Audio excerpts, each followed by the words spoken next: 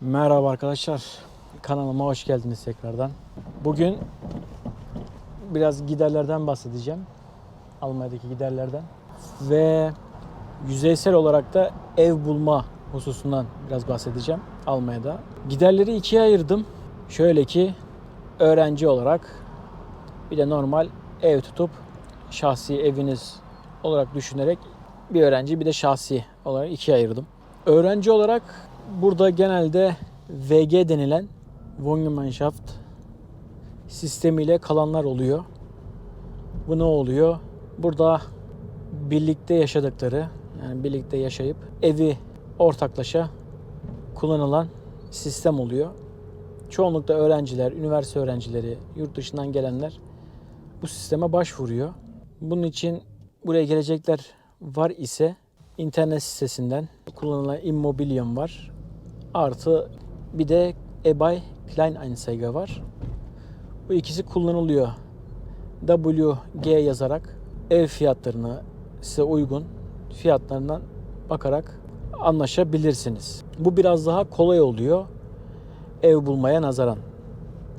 Hani size ev bulma hususuna da biraz bahsedeceğim demiştim. Ama tamamen yüzeysel. Bununla ilgili detaylı bir video çekeceğim.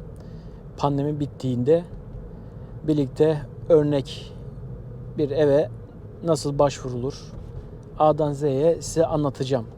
Lakin bu işlem yüz yüze olduğu için şu aralar biraz zor.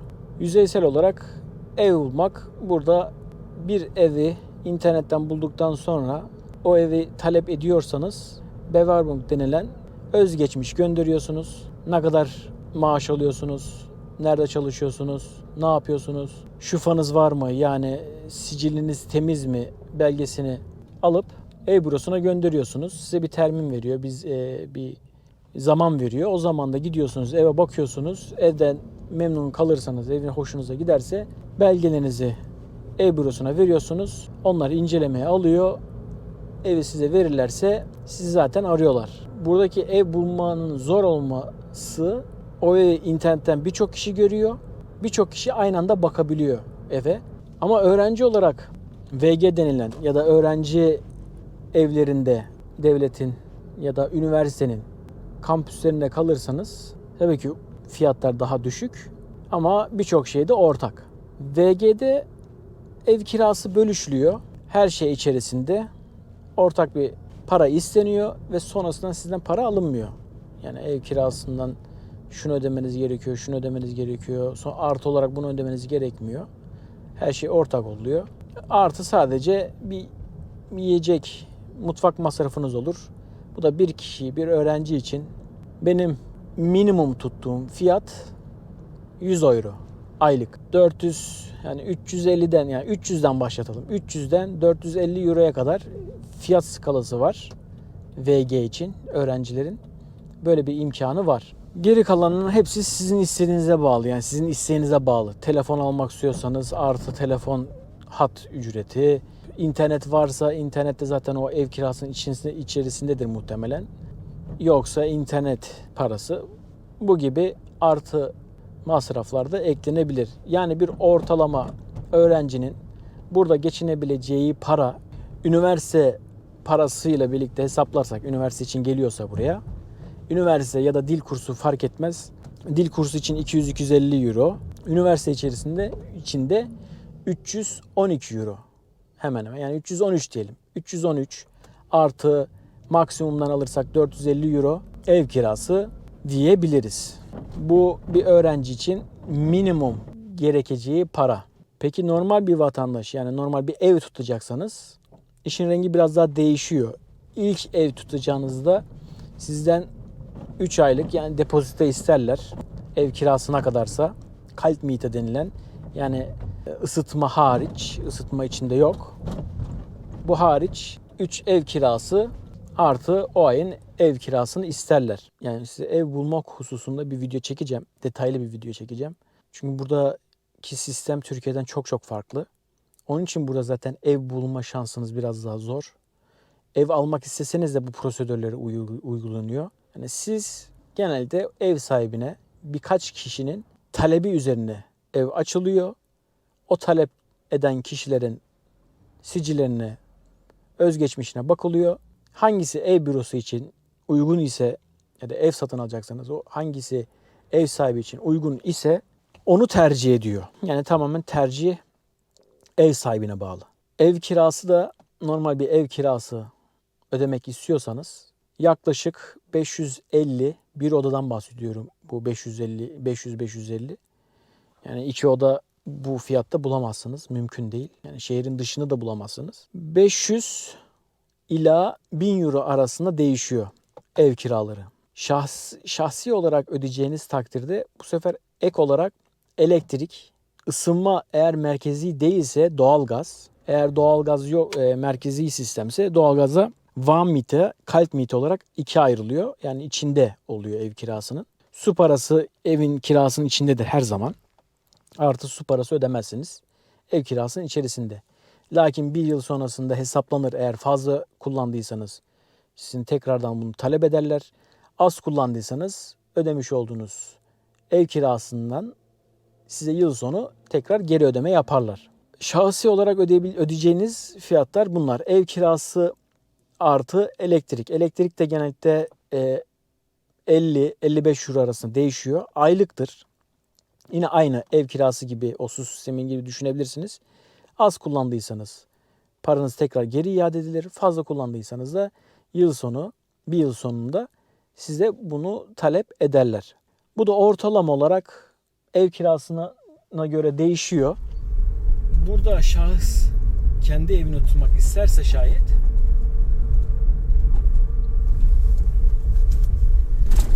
dediğim gibi bir odalı evler genellikle 500-550 Euro'dan başlıyor. Bulabilirsiniz demiyorum. Başlıyor. Bununla ilgili yine dediğim o web sitelerini kullanabilirsiniz. Web sitelerinde fiyatlar yazar. Ne kadar? Dikkat etmeniz gereken husus elektrik parası. Eğer ısıtma merkezi değilse doğalgaz parası. Tavsiyem tabii ki merkezi ısıtma sistemleridir. Daha uyguna geliyor, daha ucuz oluyor. Sadece ödeyeceğiniz elektrik oluyor. Elektrik de burada sabit. 50 euro ise yıl sonuna kadar 50 euro ödersiniz. Az kullansanız da, çok kullansanız da 50 euro. Ama yıl sonu hesaplanır. İşte sen bu kadar kullanmışsın. Bu kadar kullanman gerekiyordu bizim bu fiyata göre. Sen bir bu kadar daha ödemen gerekiyor. Ya da tam tersi. İşte bu kadar hakkın vardı ama sen çok altında kullanmışsın. Biz bu kadar parayı sana iade ediyoruz derler. Yani kilowatt üzerine hesaplanıyor. Artı yine kişi başı mutfak masrafı hesaplarsak bir kişi için aylık 100 euro. 2 kişi için 200 euro. Çocuklar da araya girdi mi ne kadar çocuk olursa olsun bir kişinin yediği tabak 3-4 kişiye yetiyor. Yani anlayacağınız 5 kişilik bir ailenin mutfak masrafı ortalama 300-350 euro. Artı ev kirası, artı elektrik. Ve Almanya'da son olarak masraf olarak söylüyorum. Televizyon parası denilen bir sistem var. Bundan kaçarınız yok. Bunu ödemeniz gerekiyor. Bunu genellikle 3 ayda bir alırlar. 3 ayda bir 52 euro. Yani aylık 17 euroya geliyor.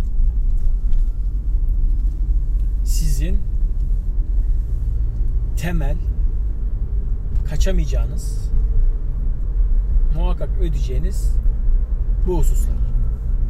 Gerisi tamamen lüks. Yani lüks denilen ne olur? Buraya gelirsiniz, araba alırsınız, lüks.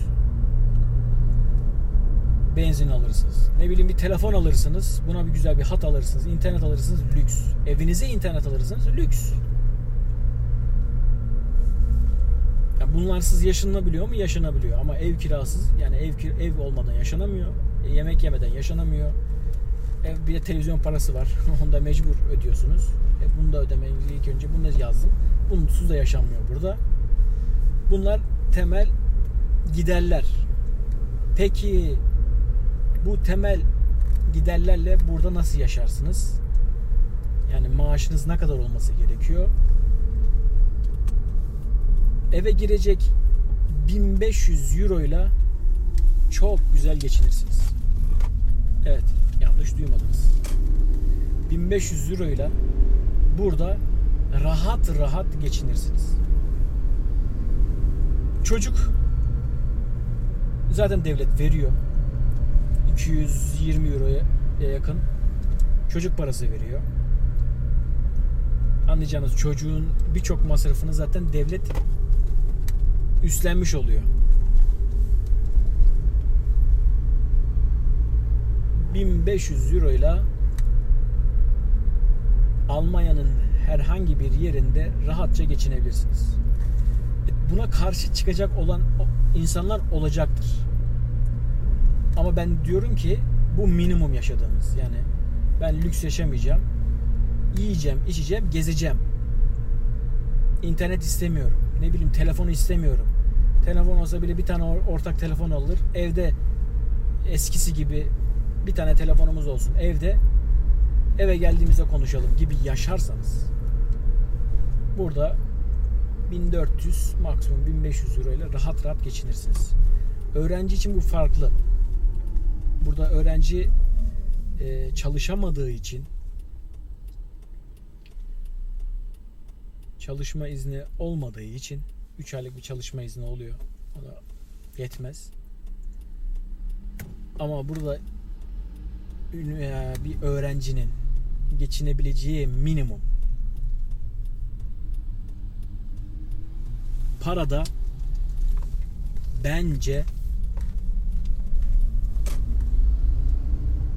750, yani 700 ile 800 euro arasında değişiyor olması gereken para. Bu da minimum yani. Yine beni yanlış anlamayın. Ben minimumdan bahsediyorum. Yani en düşüğe aldım. Üniversite öğrencisi okul parasını verdiğinde zaten içerisinde ulaşım kartı da veriyor. O ulaşım kartı da içerisinde. 350 euro da, hadi 400 euro diyeyim ya, 6 aylık alınıyor sizden. Bu 6 aylığın içerisinde hem üniversite paranız var, artı toplu taşıma kartınız var. Her yere gidebileceğiniz, bütün ulaşım araçlarını kullanabileceğiniz bir kart. Bunu da 6'ya böldüğünüzde fazla bir para çıkmıyor yani. Fazla bir gider skalasına girmiyor. Onun için 700-750 euro, hadi 800 euro diyorum, geçinmesi gereken para. Rahat rahat geçinemesi para yani. O parayla çok rahat geçinirsiniz. Amacınızın dışına çıkmadığınız sürece. Onu da siz malum anlamışsınızdır. Hele ki Berlin'e geldiğinizde yazın,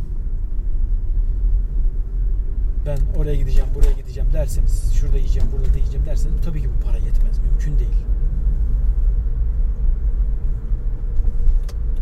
Ama öbür türlü normal şartlarda yetecek para bu skalası içerisinde. Umarım faydalı bir bilgi olmuştur. Size de yardımcı olmuşumdur. Bu tarz videoların devamını istiyorsanız kanalıma abone olmayı, videolarımı beğenmeyi unutmayın. Yorumlarınızı dikkate alıyorum.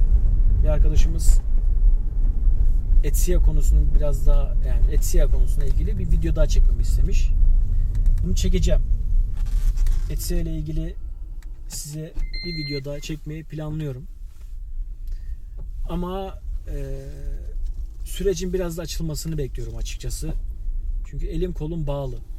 Pek bir şey yapamıyorum. Yakın bir süreçte yine staja başlayacağım. Orada güzel videolar çekmeyi düşünüyorum. Tekrar görüşmek üzere. Beni dinlediğiniz için çok teşekkürler. Hoşça kalın.